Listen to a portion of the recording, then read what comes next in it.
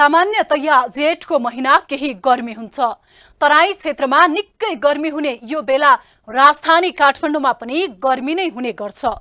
तर यो वर्ष जेठको महिना पनि काठमाडौँवासीले गर्मी महसुस गरेका छैनन्। जेठको महिना पनि लगातार भइरहेको वर्षाले काठमाडौँको मौसम साधारण अवस्था भन्दा चिसो छ। मौसम विभागले यो वर्ष प्री मनसुन वर्षा सामान्य भन्दा धेरै भएको जनाएको छ। काठमाडौँ मात्रै होइन, देशको अन्य भागमा पनि मौसम सामान्य छैन। यो असामान्य मौसमले जनजीवनमा पनि असर पारेको छ। प्रतिकूल मौसमका कारण सडक यातायातदेखि हवाई यातायात पनि प्रभावित भएको छ। मौसमकै प्रभावले यातायात क्षेत्रमा दुःखद घटना पनि भएका छन्। नमस्कार, म शान्ति गिरी। यो हो न्युज एट टुडे। मौसमकै प्रतिकूलताका कारण पछिल्लो दुःखद दुर्घटना भयो तारा एयरको हवाई दुर्घटनाको रूपमा। पोखराबाट जोमसोम जाँदै गरेको तारा एयरको विमान मुस्ताङको थासाङमा दुर्घटना हुँदा विमानमा सवार 22 जनाको ज्यान गयो। दुर्घटनामा धनुषाको एकै परिवारका 7 जनाको ज्यान गयो भने गोर्खाका एकै परिवारका 4 जनाको ज्यान गयो। दुर्घटनामा 13 नेपाली नागरिक र 4 भारतीय सहित 6 विदेशी नागरिकको ज्यान गयो। विकट भौगोलिक अवस्थाका कारण विमान दुर्घटना स्थल पत्ता लगाउन लामो समय लाग्यो। आइतबार बिहान 10:07 देखि सम्पर्कविहीन विमान दुर्घटनाग्रस्त अवस्थामा फेला परेको छ। बेपत्ता भएको विमान करिब 24 घण्टापछि मात्रै दुर्घटनाग्रस्त अवस्थामा फेला परेको हो। दुर्घटनाग्रस्त तारा एयरमा सवार अधिकांशको शव फेला परे पनि केहीको खोजी कार्य जारी छ। प्रतिकूल मौसमका कारण केहीको शव अझै फेला पर्न सकेको छैन। शव छेदविच्छेद अवस्थामा फेला परेकाले मृतक सबैको शनाखत पनि हुन सकिरहेको छैन। आइतबार बिहान पोखराबाट जोमसोमका लागि उडेको जहाज सम्पर्कविहीन भएको थियो। 3 चालक दलका सदस्य सहित 22 जना सवार तारा एयरको जहाज मुस्ताङको थासाङ गाउँपालिका 2 सान्सुरे भन्ने भिरमा ठोकिएर दुर्घटना भएको अवस्थामा भेटिएको हो। विमान मुस्ताङ जिल्लाको थासाङ गाउँपालिका वडा नम्बर 2 स्थित पहाडको खोचमा दुर्घटनाग्रस्त अवस्थामा फेला परेको हो। एकै परिवारका 7 को मृत्यु। मुस्ताङको थासाङ गाउँपालिका 2 मा दुर्घटना भएको जहाजमा धनुषाका एकै परिवारका 7 जना रहेको पुष्टि भएको छ। उक्त विमानमा चालक दलका 3 सदस्य सहित 22 यात्रुहरू सवार रहेका मध्ये धनुषाको मिथिला नगरपालिका 11 लोटा गाउँका 7 जना रहेको पुष्टि भएको छ। जहाजमा राजन कुमार गोले, उनका बुबा इन्द्रबहादुर गोले, आमा राममाया तामाङ, काका पुरुषोत्तम गोले, काकी तुलसा देवी तामाङ, मामा मकर बहादुर तामाङ र माइजू सुकुमाया तामाङ रहेको परिवारजनले पुष्टि गरेको छ। गोले परिवार मुक्तिनाथ दर्शनका लागि विमानबाट जोमसोम जाँदै थिए। एकै परिवारका 4 को मृत्यु। विमान दुर्घटनामा गोर्खाका एकै घरका 4 जना परेका छन्। मुक्तिनाथ घुम्न गएका शहीद लखन गाउँपालिका 5-3 मानेका 52 वर्षीय गणेश नारायण श्रेष्ठको परिवारका 4 सदस्यको नै विमान दुर्घटनामा परि मृत्यु भएको छ। गणेश नारायण श्रेष्ठ, श्रीमती 48 वर्षीय रश्मि श्रेष्ठ र छोरीहरू 20 वर्षीय रबिना श्रेष्ठ र 23 वर्षीय रोजिना श्रेष्ठ विमानमा सवार थिए। अध्ययनको सिलसिलामा अमेरिका रहेका छोरीहरू रबिना र रोजिना नेपाल आएको बेला गणेश नारायणको परिवार मुक्तिनाथ घुम्नका लागि पुगेका थिए। छोरीहरू अमेरिकाबाट आएसँगै गणेश नारायणको परिवार मुक्तिनाथ घुम्नका लागि जाँदै थिए। गणेश नारायण 5 जनाको परिवार थिए। गणेश नारायण सहित 4 जना परिवार विमानमा सवार थिए। अध्ययनको सिलसिलामा अमेरिकामा रहेका छोरा रोशन पनि विमान हराएको खबर सुने लगत्तै नेपाल फर्किएका छन्। गणेश नारायणको पुर्ख्यौली घर गोर्खा भए पनि हाल उनीहरू काठमाडौँ बस्दै आएका थिए। गणेश नारायण गत वैशाख 22 गते गोर्खा आएर फर्किएका थिए। भारतका पनि एकै परिवारका 4 जना।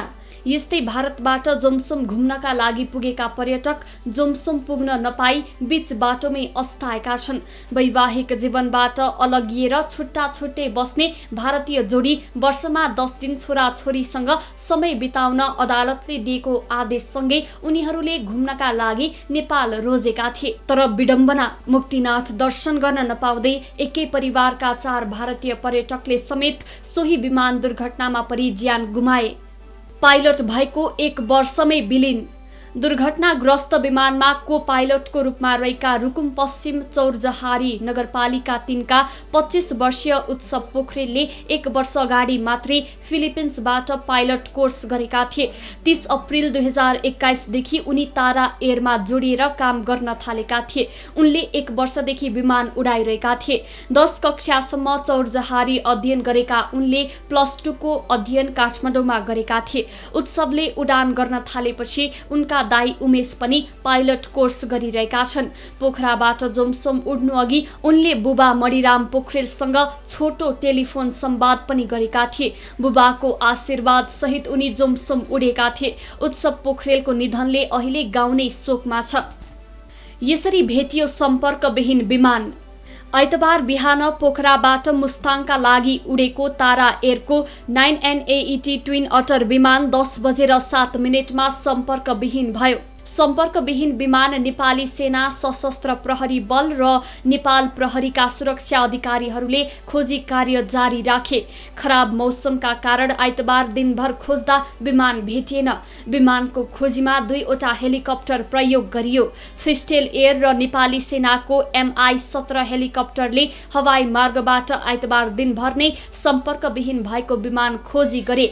खराब मौसमका कारण दुवै हेलिकप्टरलाई पूर्ण क्षमतामा परिचालन गर्न सकिएन।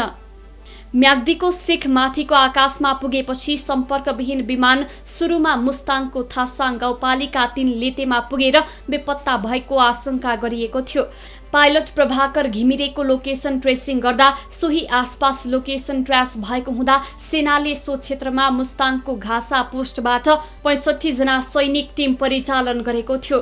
सेनाको टोलीले मुस्ताङको लेते आसपासमा खोजेका थिए, तर विमान आइतबार भेटिएन। विमान लेतेको टिटी ताल आसपास भएको आशंकामा सुरक्षाकर्मीहरूले स्थानीयसँग समन्वय गरेर सो क्षेत्रमा पनि खोजे। मौसम खराब भएपछि सो हेलिकप्टर जोमसोम फर्कियो। विमान खोज्न स्थल मार्गबाट 4वटा टिम परिचालन गरिएको थियो। आइतबार अबेर सेनाले आफ्नो फौज मुस्ताङको मानापाथी हिमालतर्फ केन्द्रित गरेको थियो। स्थानीयले दिएको सूचनाका आधारमा मानापाथी हिमालको पहिरो मुनि उद्धार टोलीलाई परिचालन गरियो, तर विमान कतै फेला परेन। स्थानीयले दिएको आगो बलिरहेको सूचनाको आधारमा सो क्षेत्रमा हवाई मार्ग र पैदल मार्गबाट टिम परिचालन गरिएको थियो। समय घर्किँदै गयो। साँझ परेसँगै स्थल मार्गबाट खोज्न पनि समस्या हुन पुग्यो। त्यसपछि पैदल टोली फिर्ता भए र सोही दिनका लागि खोजी कार्य स्थगित गरेको विज्ञप्ति सेनाले निकाल्यो। मानापाथी हिमालको पहिरोमा विमान भेट्ने आशासहित सोमबार बिहानैदेखि खोजी फेरि सुरु गरियो। विमान सम्पर्कविहीन भएको करिब 24 घण्टे हुने लागेको थियो। बिहान करिब 8 बज्ने लाग्दा यार्सा खोज्न गएका स्थानीयले सम्पर्कविहीन विमान मुस्ताङको थासाङ गाउँपालिका 2 कोवाङको सानोसरे भेरमा छेदविच्छेद अवस्थामा फेला पार्छन्। थासाङ गाउँपालिका 3 लेतेका सुमित गौचनले सोमबार बिहान दुर्घटनाग्रस्त विमान मानापाथी हिमालको फेदीमा मुली खर्कको सरे भेरमा अन्दाजी 4200 मिटर माथि छेदविच्छेद अवस्थामा फेला पार्छन्। गौचन अन्य स्थानीयसँगै दुर्घटनाग्रस्त विमान खोज्न निक्लेका थिए। अन्य साथीहरू आइतबार राति नै फर्के पनि गौचन यार्सा खोज्न गएका इसान गुरुङ समेतको टोलीसँग बास बसेका थिए। उनै इसान गुरुङले आइतबार बिहान आफूहरूकै टाउको माथि उडेको र ठोकिएको आवाज सुनेको, तर बाक्लो कुहिरोले नदेखेको भनी प्रहरी प्रशासन र पालिका अध्यक्ष वडाध्यक्षलाई खबर गरेका थिए। सोही आधारमा खोजीलाई मानापाथी हिमाल मुनि केन्द्रित गरिएको थियो। पोखराबाट आइतबार बिहान 9:55 उडेको विमान म्याग्दी खण्डमा पर्ने बफर जोन क्रस गरेपछि सम्पर्कविहीन भएको थियो। जोमसोम विमानस्थलमा बाक्लो बादल लागेकोले अवतरण गर्न नसकेपछि नीलगिरी हिमाल मुनिको टिटी तालको आकाशबाट देब्रे मोडिएर मानापाथी हिमालपट्टि पुगेको र सोही पहाडमा ठोकिएको थियो।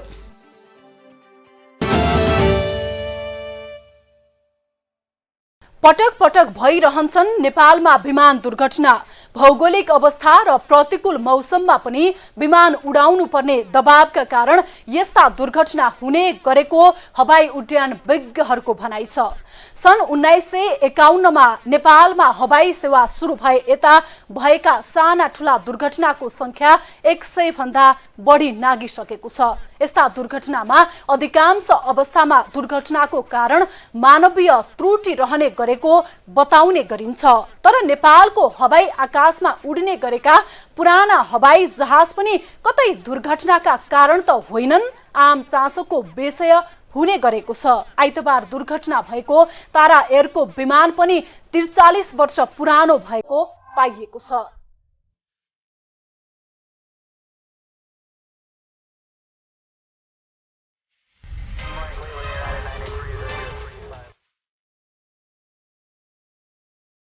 दुई दशक यताको एटी एयरलाइन्स र यसको भगिनी संस्था तारा एयरलाइन्सको मात्रै करिब दर्जन हवाई दुर्घटना भएको तथ्याङ्कले देखाउँछ। सन् 2004बाट सुरु भएको यस एयरलाइन्सको दुर्घटनाको श्रृङ्खला अझै रोकिएको छैन। सन् 2004 यतादेखि आजसम्म आइपुग्दा 9वटा ठूला हवाई दुर्घटना भएका छन्, जहाँ ठूलो मानवीय क्षति समेत भएको छ। यस अवधिमा करिब 100 जनाले ज्यान गुमाएको पनि तथ्याङ्कले देखाउँछ।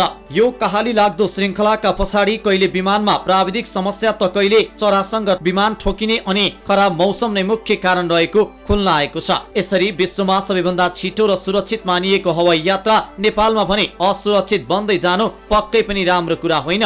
यसले एकातिर हाम्रो आर्थिक र मानवीय क्षतिलाई बढाइरहेको छ भने अर्कातिर विश्वमा नेपालको असुरक्षित हवाई यात्राको गलत सन्देश प्रभाव भइरहेको छ।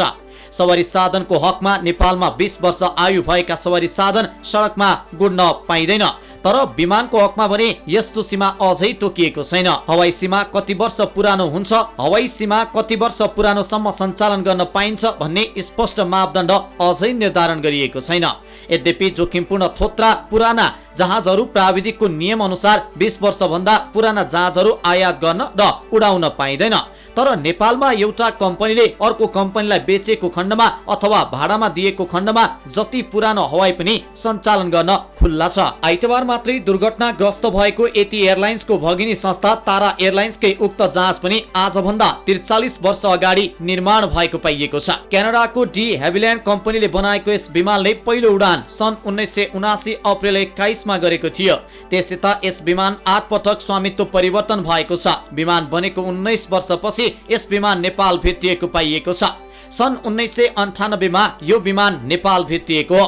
गरुड एयरलाइन्सले यो विमानलाई सर्वप्रथम नेपालमा भित्र्याएको हो भने गरुडबाटै यो विमान लुम्बिनी एयरवेजले 1998 जुलाईमा खरिद गरेको देखिन्छ। सन् 1979 मा यो विमान लुम्बिनीले एटी एयरवेजलाई बेच्यो। 9 वर्षसम्म यो विमान एटी एयरलाइन्सकै नाममा उड्यो। सन् 2010 देखि यही विमान एटी एयरलाइन्सकै भगिनी संस्था तारा एयरलाइन्सका नाममा सञ्चालन हुँदै आएको हो। सन् 1998 यतादेखि सञ्चालनमा आएको हालको 9N AET ट्विन अटर नाम गरेको यस्तै विमान यसअघि जोमसोम रुटमा मात्रै 3 पटक दुर्घटना भएको हो। तारा एयरको जोमसोम रुटमा यसअघि विक्रम सम्वत 2056, 2072 र 2073 सालमा दुर्घटना भएको थियो।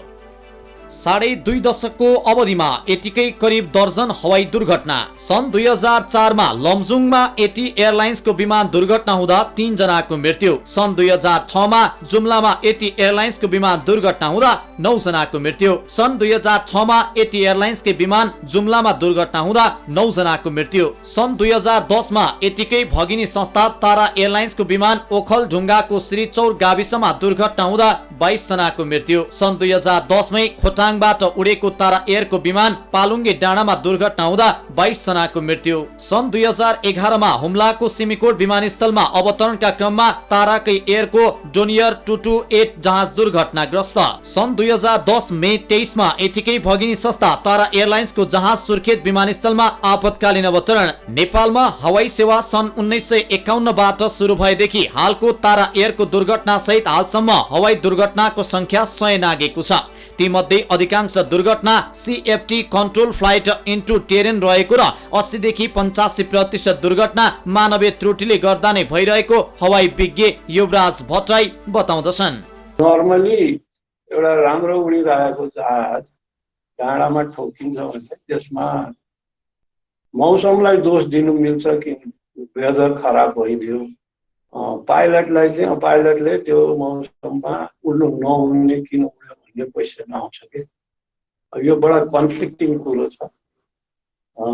दोष दिने चाहिँ त्यो साधारणतया जहिले पनि पाइलटको गल्ती हो भन्ने गरिन्छ।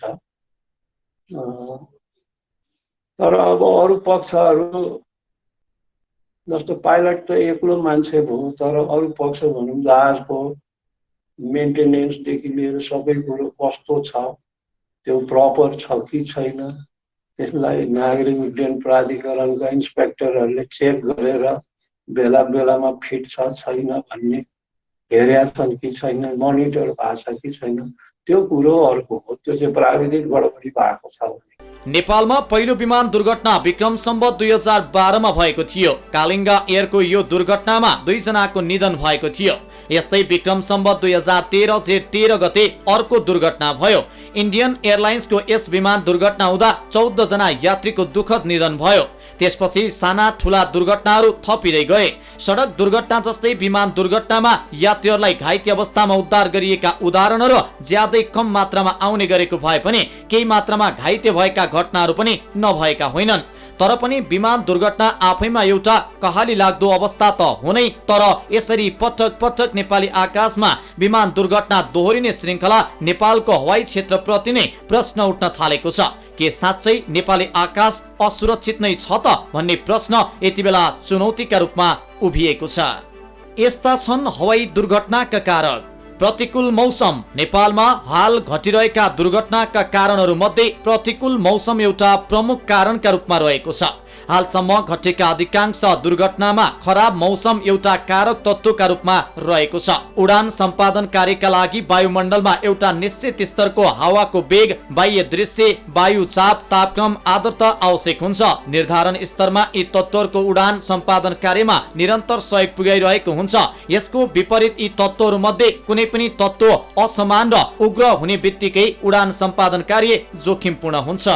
हाम्रो टेरेन हेर्नुपर्छ नि, हाम्रो जुन भौगोलिक संरचना कस्तो छ, त्यसले गर्दा त्यहाँ मौसम चाँडो परिवर्तन हुने, हावाको गति त्यही अनुसार हुने गर्दाखेरि माउन्टेन फ्लाइङ भनेको एउटा विभिन्न फ्लाइङ हो क्या। त्यसलाई चाहिँ अर्को नर्मल फ्लाइङ भन्दा फरक मानिन्छ।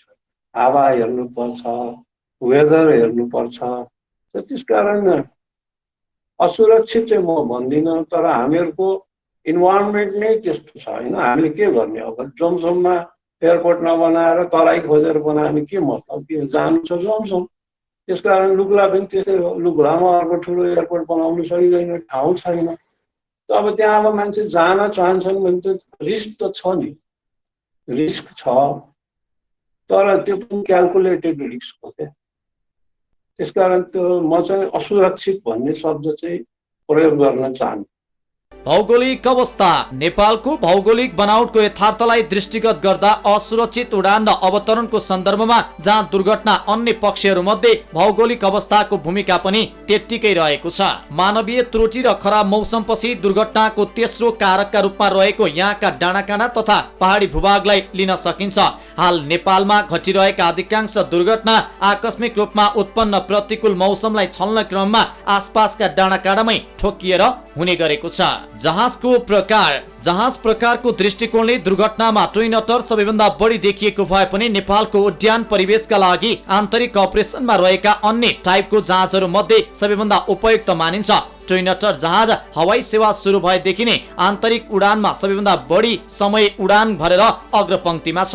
यसरी बढ्दै गइरहेको हवाई दुर्घटनालाई न्यूनीकरण गर्न सरकार र नागरिक उड्डयन प्राधिकरणले उल्लेखीय पहल गरेको देखिँदैन। दुर्घटना भइसकेपछि घटनाको वास्तविकता पत्ता लगाउन छानबिन समिति गठन गर्ने र घटना सेलाउँदै गएपछि समितिले दिएको प्रतिवेदनलाई तिलाञ्जली दिने परम्पराले पनि विमान दुर्घटना बढाएको छ।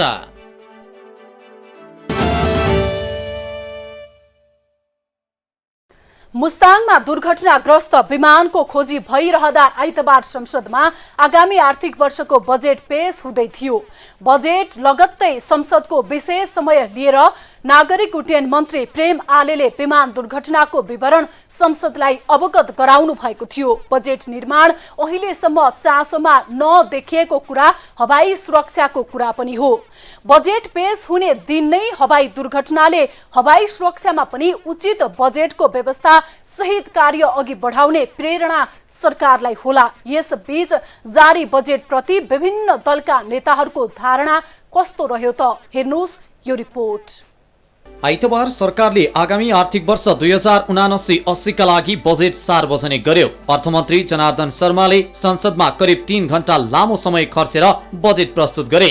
सरकारले बजेट सार्वजनिक गरेसँगै अहिले यसका बारेमा मिश्रित धारणा आउन थालेका छन्। सरकारले ल्याएको बजेटबारे पूर्व प्रधानमन्त्रीदेखि प्रमुख प्रतिपक्षी दलका नेताहरूले टीका टिप्पणी गर्न थालेका छन्। सत्ता पक्षका नेताहरूले सरकारको बजेट सकारात्मक र कार्यान्वयन योग्य भएको बताएका छन् भने प्रतिपक्षका नेताहरूले बजेट अनुत्तरदायी र हावा भएको टिप्पणी गरेका छन्। पूर्व प्रधानमन्त्री तथा जनता समाजवादी पार्टी नेपालका संघीय परिषद अध्यक्ष डाक्टर बाबुराम भट्टराईले आर्थिक वर्ष 2079-80 को बजेटमा रूपान्तरकारी ढंगका योजना आउन नसकेको बताएका छन्। संसदमा आर्थिक वर्ष 2079-80 को बजेट पेशपछि अध्यक्ष भट्टराईले रूपान्तरकारी ढंगका योजना आउन नसकेको बताएका हुन्। उनले 68 वर्षमै वृद्ध भत्ता दिने घोषणाको विरोध गर्दै आफू पनि वृद्ध भत्ता नलिने घोषणा गरे।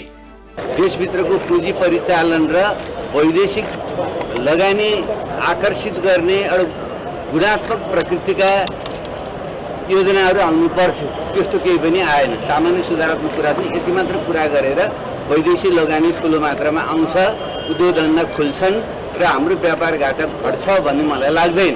त्यसो भएको हुनाले मैले समग्रमा भन्न चाहेँ अतिशय नै प्रशासनिक सुधारका नि सामान्य कुरा त छन्, तर जुन हाम्रो ब्युरोक्रेसी न्याय प्रशासन विकास मैत्री छैन, यसलाई परिवर्तन गर्ने ढङ्गका जुन रूपान्तरणकारी ढङ्गका योजना आउनु पर्थ्यो त्यो पनि आएका छैनन्। र सामाजिक सुरक्षा जस्ता विषयहरूमा पनि निरन्तरताको कुरा छन्। एउटा कुरा मैले भन्नै पर्छ, म पनि अब 68 वर्ष पुग्दैछु, यो घटाउन आवश्यक थिएन। मेरो विचारमा यसो छरिएका सामाजिक सुरक्षा भन्दा एकीकृत प्रकारको सामाजिक सुरक्षा आउनु पर्थ्यो। त्यसले पुरानै ढङ्गले आयो। त्यसले स्वेच्छाले म यो 68 वर्ष पास गरिसकेको मान्छे हुनाले त्यो वृद्ध भत्ता मैले पनि पाउने भएँ। म यो गरिब देशको जुन वृद्ध भत्ता ग्रहण गरेर जनतामा चाहिँ बोध थपार्न चाहन्न, त्यो चाहिँ म नलिने घोषणा गर्दछु। यस्तै नेकपा एमालेका सांसद तथा पूर्व अर्थमन्त्री विष्णु पौडेलले सरकारले ल्याएको बजेट अनुत्तरदायी र हावा भएको टिप्पणी गरेका छन्। सरकारले आफ्नो सीमा र हैसियत बिर्सेर बजेट ल्याएको उनको भनाइ छ। उनले अर्थमन्त्रीको पदीय हैसियतलाई दुरुपयोग गरेर चुनावमा भोट बटुल्नका लागि मात्रै बजेट आएको बताए। निश्चित नेताहरूलाई लक्षित गरेर बजेट आएको उनको भनाइ छ। यो चाहिँ सम्पूर्ण रूपमा अनुत्तरदायी छ, हावादारी छ। यसले चाहिँ सरकारको सीमालाई पनि बुझ्न सकेको छैन। यहाँहरू सबैलाई थाहा छ, हामी प्रतिनिधि सभाको प्रदेश सभाको चुनावको सम्मुखमा आइसकेका छौँ।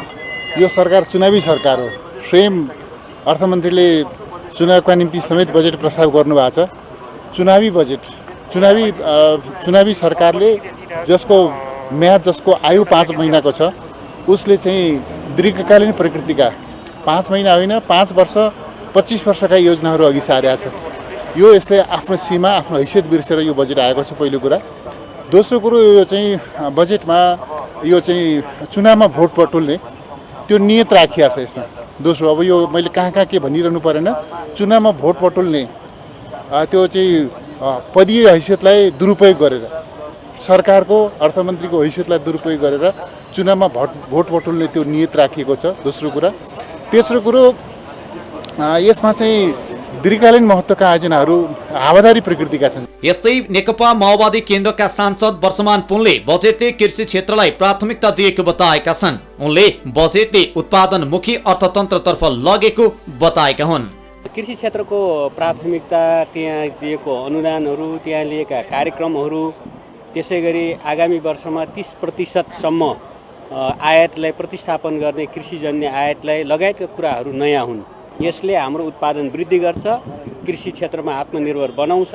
यसले चाहिँ आयातमुखी अर्थतन्त्रलाई उत्पादनमुखी अर्थतन्त्रतिर फर्काउने काम र सही दिशातिर फर्काउने काम गर्छ। यसले संरचनात्मक रूपले सुधारको काम गर्छ। प्रमुख प्रतिपक्षी दल नेकपा एमालेका सांसद खगराज अधिकारीले बजेटमा कुनै विश्वसनीयता नभएको बताए। उनले वित्तीय अनुशासन कायम गर्न नसकेको बताए। उनले गेम चेन्जर परियोजनालाई पनि कुनै सम्बोधन गर्न नसकेको बताएका छन्।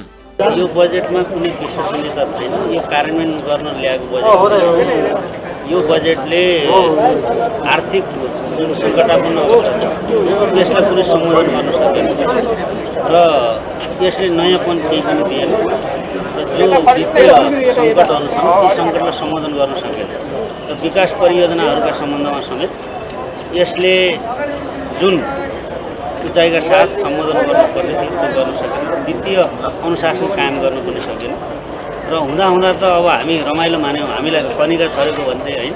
वृद्ध भत्ताको कुरा अहिले उमेर चाहिँ नै 68 बनाउनु भएछ, 71 वर्ष औसत आयु हो। यसले गेम चेन्जर परियोजनाहरूलाई पनि कुनै सम्बोधन गर्न सकेन। नेकपा एमालेका सांसद भीम रावलले बजेटको उपभोग नहुने वस्तुहरूमा आयात रोक्ने कुरा नगरेको बताए। उनले खर्च बढाएको टिप्पणी समेत गरे। कार्यक्रम कार्यान्वयन गर्ने क्षमता सरकारसँग नभएको उनको भनाइ छ। अब यो आर्थिक वर्ष यो 79-80 को बजेटलाई मूलभूत रूपमा आगामी निर्वाचनलाई ध्यानमा राखेर धेरै लोकप्रिय कुराहरू भयभरको त्यसमा राख्ने प्रयास गरिएको छ। तर जतिसुकै प्रयास गरिए तापनि झन्डै 5 खर्ब यसको बजेट न्यून अवस्थामा रहेको छ र यसले तिर्नुपर्ने ब्याज, त्यसपछि वैदेशिक ऋण, आन्तरिक ऋण उठाउने समग्र कुराहरू हेर्दाखेरि झन् थप कतिपय संरचनाहरू जुन खडा गरिएको छ, देशमा वैदेशिक मुद्राको कमी भइरहेको त्यो त्यसमा ह्रास भएको अवस्थामा र यो बजेटले देशले अहिले उपभोग गर्न आवश्यक नभएका, अत्यावश्यक नभएका कतिपय वस्तुहरूको आयात रोक्ने कुरा गरेको पनि छैन र अझ खर्च बढाउने कुरा गरेको छ। यसबाट यसले जुन कार्यक्रम अगाडि सारेको छ त्यो कार्यक्रमहरूलाई साँच्चीकै कार्यान्वयन गर्ने क्षमता यो बजेटले राख्ने देखिँदैन र बरु यो बजेटले अब आगामी 6 महिनाभित्र 7 महिनाभित्र जुन निर्वाचन गर्नुपर्ने अवस्था छ त्यसलाई ध्यानमा राखेर सबै भयभरका लोकप्रिय कुराहरूलाई राखेर त्यसले जनमतलाई प्रभावित गर्ने मूल उद्देश्य राखेको जस्तो लाग्छ मलाई। लोकतान्त्रिक समाजवादी पार्टीका सांसद लक्ष्मण लाल कर्णले निर्वाचनलाई केन्द्रित गरेर पपुलिस्ट बजेट आएको बताए। बजेट कार्यान्वयन गर्न गाह्रो हुने र कुनै पनि कुरा पूरा नहुने उनले बताए। बजेट धेरै लामो छ, कुनै कुरा छोडेको छैन। तर बजेटको अङ्क हेर्ने हो भने कुनै काम पुरा हुन सक्ने अवस्था छैन। बजेटले आगामी निर्वाचनलाई हेरिकन केही पपुलिस्ट कुराहरू पनि गरेका छन्। तर कार्यान्वयन बजेटको यति फितुलो छ कि यो बजेटको पुलिन्दा पुरा गर्न गाह्रो छ। फितुलो मैले भने नि छडिराखेको जति देशमा जे कुरा हो करिब 2.5 घण्टाको भाषणबाट सुन्नुभयो होला। त्यस कारणले मैले अघि नै भनेको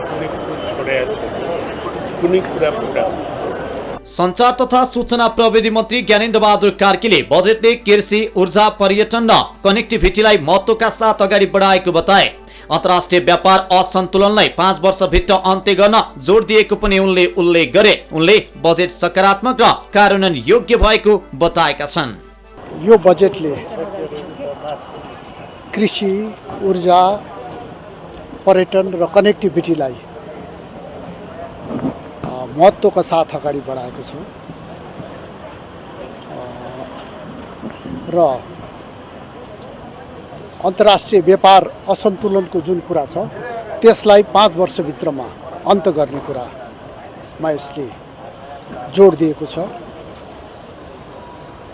उत्पादन, विकास र रोजगारीलाई यसले प्रोत्साहित गर्ने कुरा गरेको छ र सरकार र निजी क्षेत्र भएर दिगो आर्थिक विकास र गरिबी निवारणका निमित्त मुलुकलाई दिशा निर्देश गर्न खोजेको छ र सामाजिक सुरक्षाको तर्फ पनि 70 वर्षबाट 68 वर्षमा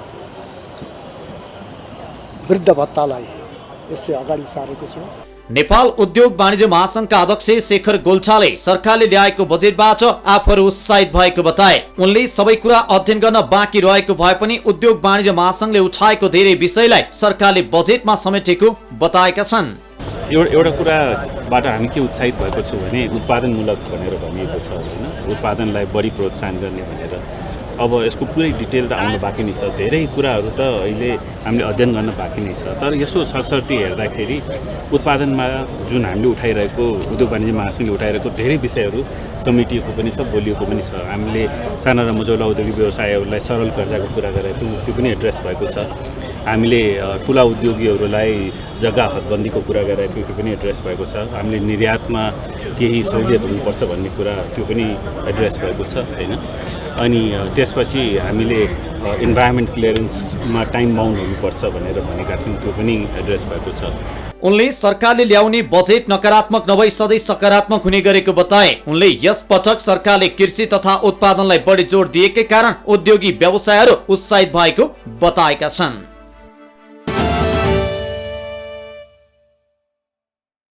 प्रत्येक जनचासो जनसरोकारका विषयको उचित सम्बोधन सरकारको दायित्व हो। आफ्नो जीवन सुरक्षित र सुदृढ होस् भन्ने आम नागरिकको चासो हुन्छ। भर्खरै स्थानीय तहको निर्वाचन सम्पन्न भएर नवनिर्वाचितहरूले शपथ गरिरहँदा नागरिकले जनसरोकारका प्रत्येक विषयमा सरकारको रवैया नजिकबाट हेरिरहेका छन्। हस्त आजलाई न्युज या टुडे यति नै। हामी सबैलाई बिदा दिनुहोस्। नमस्कार।